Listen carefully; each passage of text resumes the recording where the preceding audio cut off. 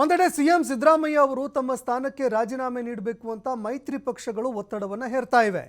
ಆದರೆ ಮೈತ್ರಿ ಪಕ್ಷಗಳಿಗೆ ಜಿಟಿ ದೇವೇಗೌಡರು ಶಾಕ್ ಕೊಟ್ಟಿದ್ದಾರೆ. ಸಿಎಂ ಸಿದ್ದರಾಮಯ್ಯ ಅವರ ಪರವಾಗಿ ಜಿಟಿ ದೇವೇಗೌಡರು ಬ್ಯಾಟಿಂಗ್ ಮಾಡಿದ್ದಾರೆ. ಸಿಎಂ ಸಿದ್ದರಾಮಯ್ಯ ಅವರ ಪರವಾಗಿ ಮಾತನಾಡೋ ಮೂಲಕ ರಾಜೀನಾಮೆ ಕೇಳ್ತಾ ಇದ್ದಂತಹ ಮೈತ್ರಿ ನಾಯಕರಿಗೆ ಬಿಗ್ ಶಾಕ್ ಕೊಟ್ಟಿದ್ದಾರೆ. ಇನ್ನು ಹಿಂದಿನ ಒಂದು ಸಿಟ್ಟನ್ನ ಹೊರಹಾಕುವ ಭರದಲ್ಲಿ ತಮ್ಮದೇ ಪಕ್ಷಕ್ಕೆ ಅವರು ಡ್ಯಾಮೇಜ್ ಮಾಡಿದ್ರ ಅನ್ನುವಂತಹ ಒಂದು ಪ್ರಶ್ನೆ ಕೂಡ ಕಾಡ್ತಾ ಇದೆ. ಶಾಸಕಾಂಗ ಪಕ್ಷದ ನಾಯಕ ಸ್ಥಾನದ ಮೇಲೆ ಜಿಟಿ ದೇವೇಗೌಡರು ಕಣ್ಣಿಟ್ಟಿದ್ರು. ಆದರೆ ಅವರಿಗೆ ಆ ಒಂದು ಸ್ಥಾನ ಕೈ ತಪ್ಪಿತು. ಸುರೇಶ್ ಬಾಬುಗೆ ಅವಕಾಶ ಸಿಕ್ಕಿದ ಬಳಿಕ ಪಕ್ಷದಿಂದ ಅಂತರ ಕಾಯ್ದುಕೊಂಡಿದ್ರು.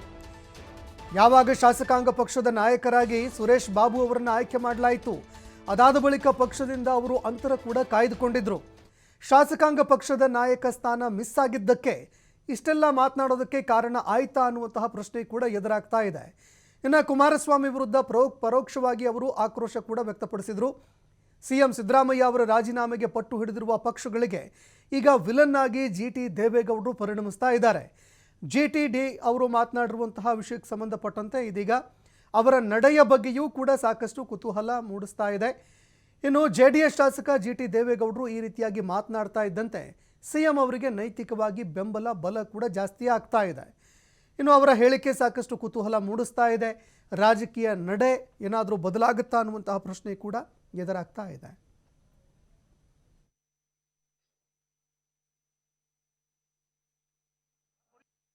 ಸಿದ್ದರಾಮಯ್ಯನವ್ರ ಬಗ್ಗೆ ನನಗೆ ಗೊತ್ತಿರೋದ್ರಿಂದ ಮಾತಾಡ್ತೀನಿ. ಚಾಮುಂಡೇಶ್ವರಿ ಸನ್ನಿಧಿಯಲ್ಲಿ ಕುಟುಂಬ ನೋಡಿದವರಲ್ಲ, ಮಗನ್ನು ನೋಡಿದವರಲ್ಲ, ಹೆಂಡತಿನೂ ನೋಡಿದವರಲ್ಲ. ನಮ್ಗೆ ಗೊತ್ತಿದೆ ಚೆನ್ನಾಗಿ. ಈಗ ವಯಸ್ಸಾದ್ಮೇಲೆ ಏನೋ ಪ್ರೀತಿ ಬಂದಿದೆಯೋ ಗೊತ್ತಿಲ್ಲ ನನಗೆ. ಯಾರು ಒಳ್ಳೆ ಕೆಲಸ ಮಾಡಿದ್ದಾರೆ, ವೀರೇಂದ್ರ ಪಾಟೀಲ್ ಇರಲಿ, ಕೆಂಗಲ್ ಹನುಮಂತಯ್ಯನ್ ಇರಲಿ, ಹೆಗ್ಡೆ ಇರಲಿ, ದೇವೇಗೌಡರು ಇರಲಿ, ಯಾರೇ ಎಸ್ ಎಂ ಅವರು ಇರಲಿ, ಒಳ್ಳೆ ಕೆಲಸಗಳನ್ನ ಏನ್ ಮಾಡಿಬಿಟ್ಟು ಹೋಗಿದ್ದಾರೆ ಸ್ಮರಣೆ ಮಾಡ್ತಾ ಇಲ್ಲ. ಎಲ್ಲ ಗಾಜಿನ ಮೇಲೆ ಕೂತಿದ್ದಾರೆ. FIR ಬಿತ್ತು ಅಂದ್ರೆ ಯಾರು ಇರುವಂಗೇ ಇಲ್ಲ. ಬಿಜೆಪಿ ಅಶೋಕ್ ಅವರು ಇರುವಂಗಿಲ್ಲ, ಜನತಾದಳ ಇರುವಂಗಿಲ್ಲ, ಕಾಂಗ್ರೆಸ್ ಇರುವಂಗಿಲ್ಲ. FIR ಬಿದ್ದಟ್ಟಿಗೆ ರಾಜೀನಾಮೆ ಕೊಡಬೇಕು ಅಂದ್ರೆ ಬಿಟ್ಟಿದ್ದಾರೆ. ರಾಜೀನಾಮೆ ಕೊಟ್ಬಿಡಿ. ರಾಜೀನಾಮೆ ಕುಮಾರಸ್ವಾಮಿ 2 ಲಕ್ಷ ಕೋಟಿಗಿಂತ ಕೊಡಕ್ಕಾಗ್ತದ? ಕೊಡಿ ಅಂತಾರೆ. ಸಿದ್ದರಾಮಯ್ಯ 136 ಜನ ಟೀಕೆ ಗೆಲ್ತಿದ್ದಾರೆ. ಆ ರಾಜೀನಾಮೆ ಕೊಟ್ಬಿಡಿ ರಾಜೀನಾಮೆ.